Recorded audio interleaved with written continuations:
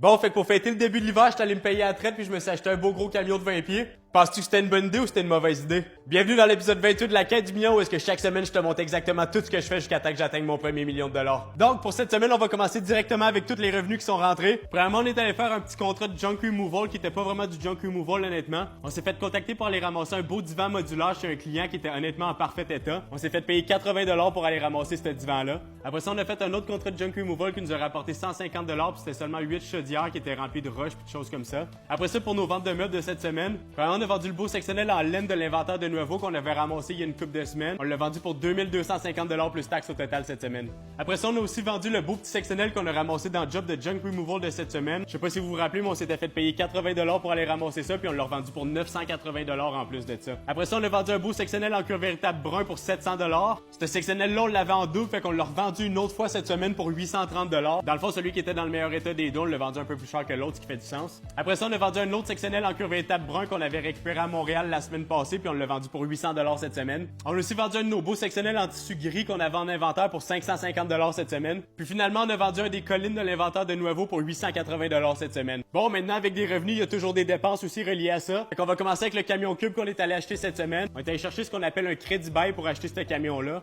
Ça, c'est le meilleur moyen de financer de l'équipement pour une entreprise parce que dans le fond, tu peux déclarer la totalité du paiement à chaque mois. Le premier paiement pour le camion, c'est un total de 545 $, mais ça va être 570 $ par mois à partir du 15 décembre. Après ça, on a aussi calculé un beau 300 $ pour le gaz puis l'usure du camion cette semaine. Après ça, on a un gros 800 $ de labor pour payer notre staff cette semaine. On a aussi calculé un 200 $ de dépenses hautes pour calculer tout le reste. Puis finalement, on a eu notre premier paiement d'assurance pour le nouveau camion qui nous a coûté 200 $ pour le premier mois. Donc pour la semaine, ça nous met un gros total de 7220 $ de revenus versus 2045 $ de dépenses seulement. Fait que maintenant, quand on regarde depuis le début de la série, on est officiellement rendu à 141 700 $ de revenus versus 83 300 $ de dépenses. Sur le 83 300 $ de dépenses qu'on a, ça inclut nos actifs qui sont évalués à 21 900 $ cette semaine. Fait que ça veut aussi dire que quand on enlève nos actifs de nos dépenses, notre profit véritable est rendu officiellement à plus de 80 000 $ depuis le début de la série. Ça, faut penser que c'est après qu'on se soit payé, après qu'on ait payé tout le monde, puis après qu'on ait acheté tout l'inventaire puis toutes nos dépenses qu'on a à faire dans l'entreprise. Maintenant, j'aimerais que tu prennes 2 secondes pour aller dans les commentaires puis que tu me dises si jamais tu penses que j'ai pris une bonne décision d'acheter le camion cube ou si tu penses que j'aurais dû attendre.